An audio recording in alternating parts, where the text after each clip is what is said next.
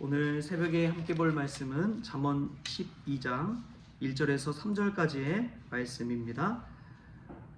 우리 한 목소리로 읽겠습니다. 훈계를 좋아하는 자는 지식을 좋아하거니와 징계를 싫어하는 자는 짐승과 같으니라. 선인은 여호와께 은총을 받으려니와 악을 꾀하는 자는 정죄하심을 받으리라. 사람이 악으로서 굳게 서지 못하거니와 의인의 뿌리는 움직이지 아니하느니라. 아멘. 할렐루야. 오늘 새벽에 나온 여러분들에게 하나님의 사랑과 은혜가 가득하기를 소망합니다. 오늘 말씀은 훈계를 좋아하는 자, 이 지식을 좋아하거니와 또 징계를 싫어하는 자는 짐승과 같으니라 라는 이 말씀 속에서 또 귀한 은혜를 받기를 원합니다. 사실은 이 말씀 들으면은 의아하죠. 훈계를 좋아하는 사람이 누가 있겠습니까? 책망을 좋아하는 사람이 누가 있겠습니까? 그런데 이런 말이 있습니다. 다른 사람보다 위대한 사람이 되려면 다른 사람보다 더 많은 고난을 견뎌라. 많은 고난 속에서 위대한 인물이 나는 법이죠. 똑같은 고난 속에서 그냥 평범한 사람이 될 수밖에 없습니다. 리즈머리라는 한 여인이 있었습니다. 그의 아버지는 술주정뱅이였고 그래서 보호소를 늘 들락달락하는 인생이었습니다. 어머니는 이 마약 중독자였습니다. 그러다가 결국엔 에이즈로 삶을 마감하고 말았습니다.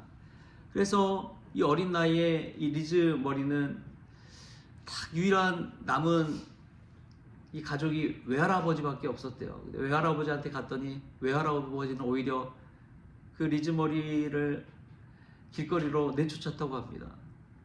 그러니까 노숙을 할 수밖에 없었던 거예요.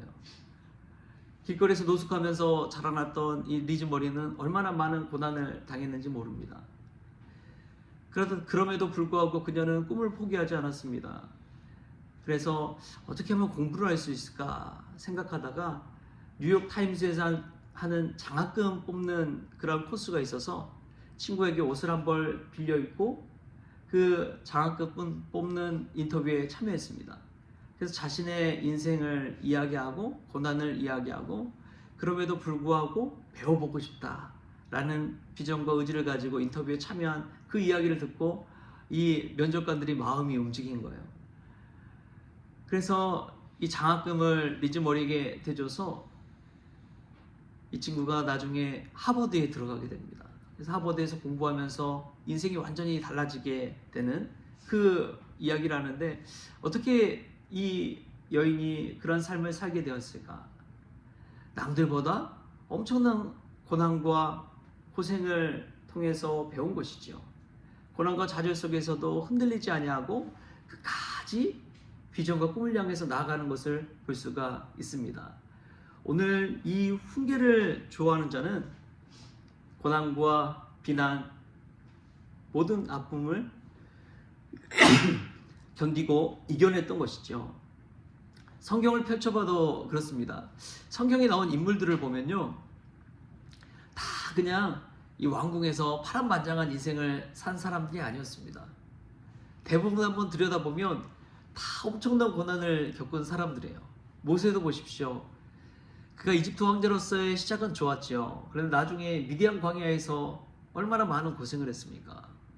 그리고 또 하나님의 사람이 되어서 나섰지만 그 많은 사람들을 이끌어가는 민족의 리더가 된다는 것이 보통 어려운 일이 아닙니다. 자신의 말 한마디에 수십만 명의 사람들의 목숨이 왔다 갔다 하는데 여러분 얼마나 힘들겠어요. 또 다윗은 어떻습니까? 다윗은 이 도망자로서의 죽을 고생을 했잖아요. 또 아들을 먼저 잃는 그런 아픔도 겪고 아들이 반란을 일으키고 그런 숱한 고생들을 통해서 하나님의 마음에 합한 왕이 되었다는 것이죠. 여러분 우리도 마찬가지입니다. 참 많은 고난과 어려움과 때로는 이 비판 속에 직면할 때가 있죠. 그럼에도 불구하고 하나님은요, 우리 인생 속에서 꼭 장단점을 주신다는 사실입니다. 배울 점을 주세요. 그것을 배우고 내 것으로 만든 사람은 한층 더 성숙하고 업그레이드하는 법이고요. 그 고난 속에서도 장점을 배우지 못하면, 단점만 생각한다면 늘 그 자리에 머물러 있거나 그보다 더 못한 삶을 살게 되는 것이죠.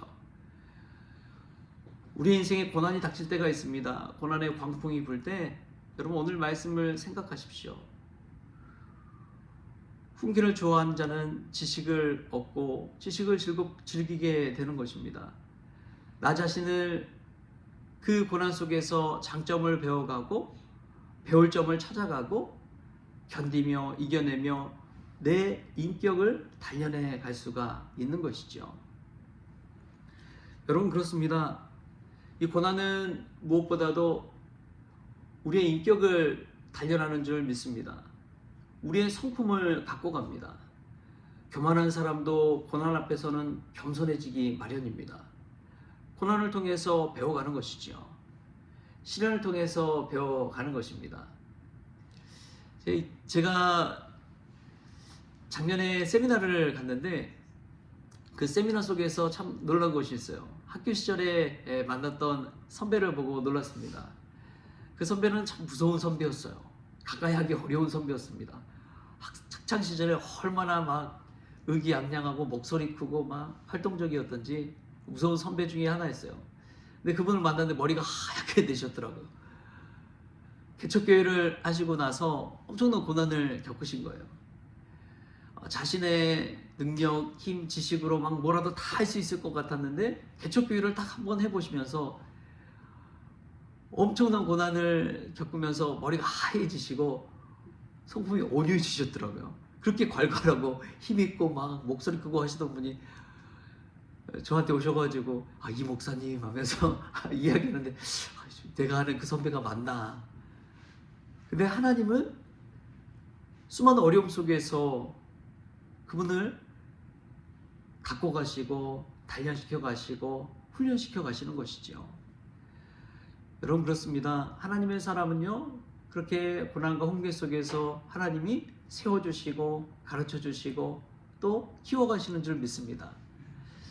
오늘 그런 예를 드리는데 3절 말씀이 이렇게 나와요. 우리 3절 말씀 같이 한번 읽어볼까요? 시작. 사람이 악으로서 굳게 서지 못하거니와 의인의 뿌리는 움직이지 아니하느니라. 아멘. 한 분이 이 한 스승이 제자를 가르치면서 큰 나무를 보여줍니다. 큰 나무를 한번 보여주고 그리고 바로 발 밑에 있는 푸른 이 잡초를 보여줍니다. 그리고 제자에게 물어봐요. 제자야, 뭐가 강하겠느냐? 그래서 제자는 그냥 생각도 하지 않고 아니 스승님 당연히 큰 나무가 이렇게 큰 나무가 강하지요. 그러자 잠깐만 기다려 보거라 하더니 그의 큰 태풍이 불었습니다. 태풍이 불고 나니까 다시 한번 제자를 데리고 그 자리로 가는 거예요. 근데 그 큰 나무가 쓰러져 있는 거예요. 뿌리째 뽑혀가지고. 그런데 그 풀은 어떻습니까? 생생한 거예요. 무슨 일이 있었냐는 듯이.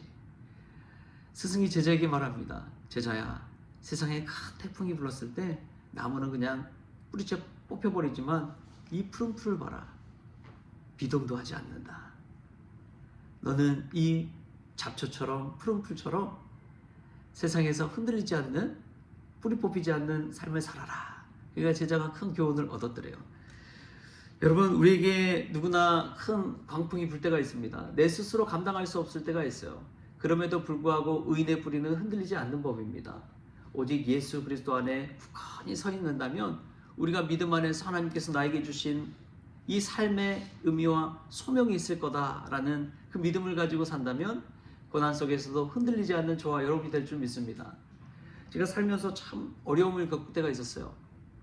참 갈등이 될 때가 있었습니다.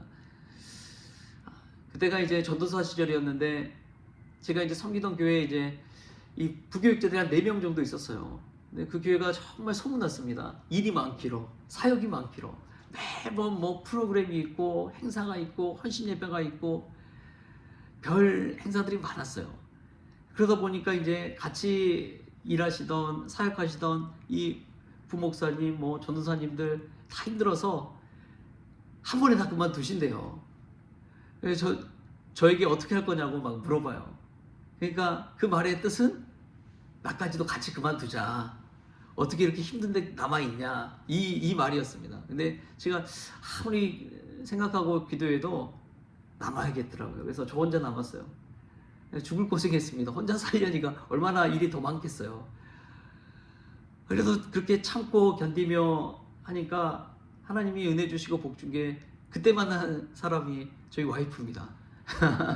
힘들고 견뎠더니 하나님이 이제 배우자도 보내주시고 또 결혼도 하게 하시고 가정도 꾸리게 하시더라고요. 그때 이제 얻은 경험이 그렇구나. 사람들이 아무리 주변에서 뭐라고 이야기해도 상황을 이야기하고 환경을 이야기해도 정말 중요한 것은 믿음 안에 거하는 것이구나. 할렐루야.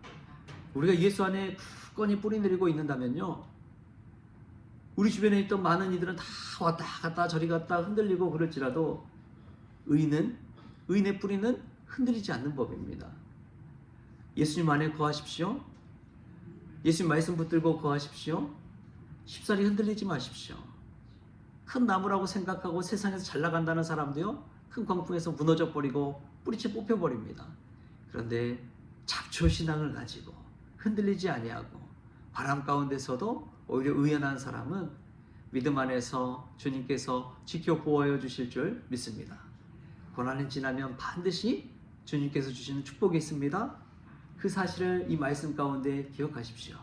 그래서 세상 사람들, 많은 사람들 왔다 갔다 하면서 이리저리 갈 때 우리는 말씀 안에서, 예수님 안에서 굳건히 서서 신행생활을 끝까지 견제해가는 그런 믿음의 권속들 될 수 있기를 좋으신 예수님의 이름으로 축원합니다.